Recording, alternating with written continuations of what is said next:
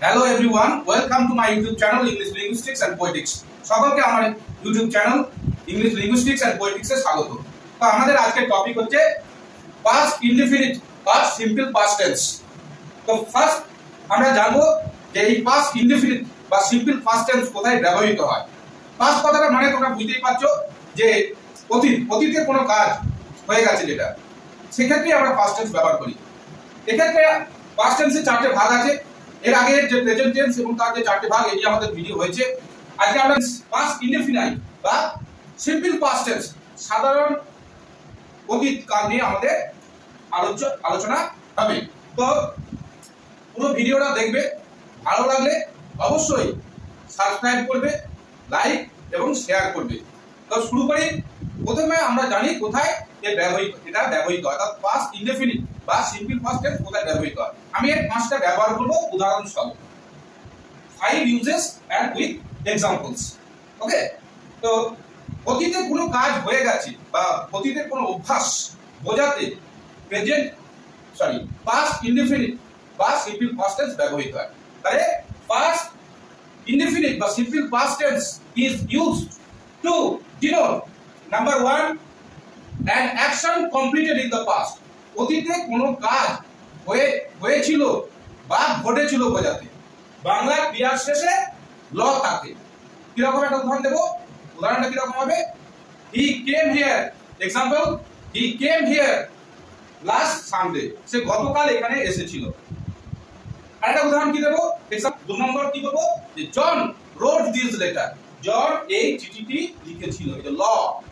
Next কি বলবো, আমরা অন্য একটা উদাহরণ দিই আলাদা রকম, the battle, example number 3, the battle of Palashi took place in 1757. পলাশির যুদ্ধ 1757 সালে হয়েছিল বা ঘটেছিল। তাই অতীতে কোনো কাজ হয়েছিল বা ঘটেছিল বোঝাতে পাস্ট ইনডেফিনিট বা সিম্পল পাস্ট টেন্স ব্যবহৃত হয়। 2 নম্বর ব্যবহারটা কি বলবো, যে পাস্ট হ্যাবিট, অতীতের কোনো অভ্যাসগত কাজ।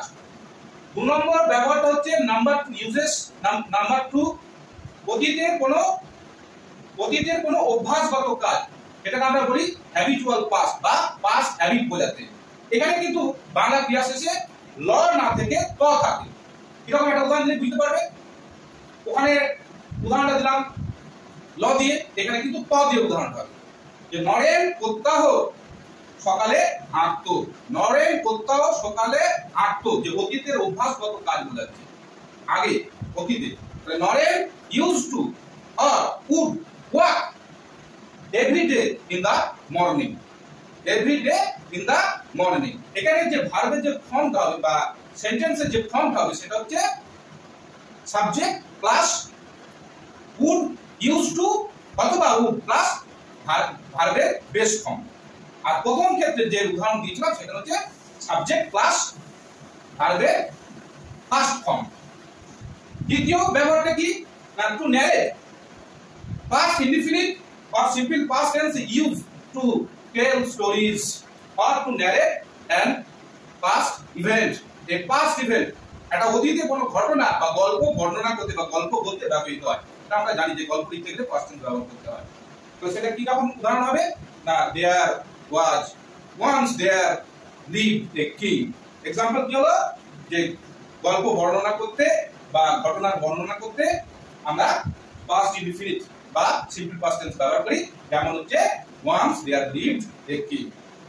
4 নম্বর ব্যবহার কোথায় হয় না, verb to be, verb to be আমরা পাস্ট ফর্ম ব্যবহার করে থাকি, অর্থাৎ কেউ নিজে ছিল বোঝাতে।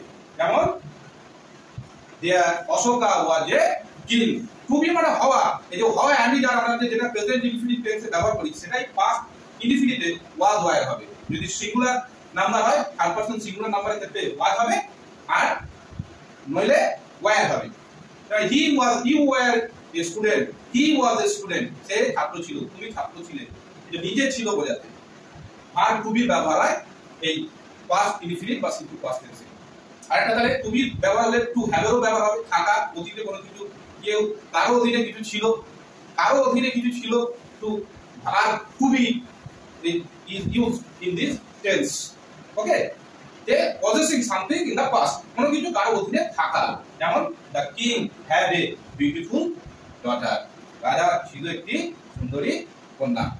তো আমাদের এখানে ভার্বের যে ফর্মটা হচ্ছে বেশিরভাগ ক্ষেত্রেই হচ্ছে ভার্ব সেন্টেন্স, সরি বারবার ভুল বলা যাচ্ছে, সেন্টেন্সের ফর্মটা হচ্ছে সাবজেক্ট প্লাস ভার্বের পাস্ট ফর্ম। একমাত্র যে ভার্বের যে তিনটে ফর্ম আমরা মুখস্থ করি, প্রেজেন্ট, পাস্ট এবং পাস্ট পার্টিসিপল, এই টেন্সে অর্থাৎ পাস্ট ইনডিফিনিট বা সিম্পল পাস্ট টেন্সে একমাত্র ভার্বের সেকেন্ড ফর্ম, যেটা আমরা ফার্স্ট ফর্ম বলি, ব্যবহৃত হয়। যদি ল থাকে সেক্ষেত্রে, আর যদি ত থাকে তখন আমরা ইউজ টু বা কুড ব্যবহার করি, তার সঙ্গে ভার্বের বেস ফর্ম বসাই। আর নিজে ছিল বোঝাতে ওয়াজ ওয়্যার বসাবো, আর কোনো কিছু অধীনে ছিল বোঝাতে হ্যাড বসাবো। হ্যাড এর past form to have, verb to have এর পাস্ট ফর্ম হচ্ছে হ্যাড। তাহলে এই গেল আমাদের পাঁচটা ব্যবহার। এই টেন্সে কোনো অক্সিলিয়ারি ভার্ব বা হেল্পিং ভার্ব বসে না। এই হলো আমাদের আজকের past indefinite বা simple past tense. Please subscribe my channel. Thank you.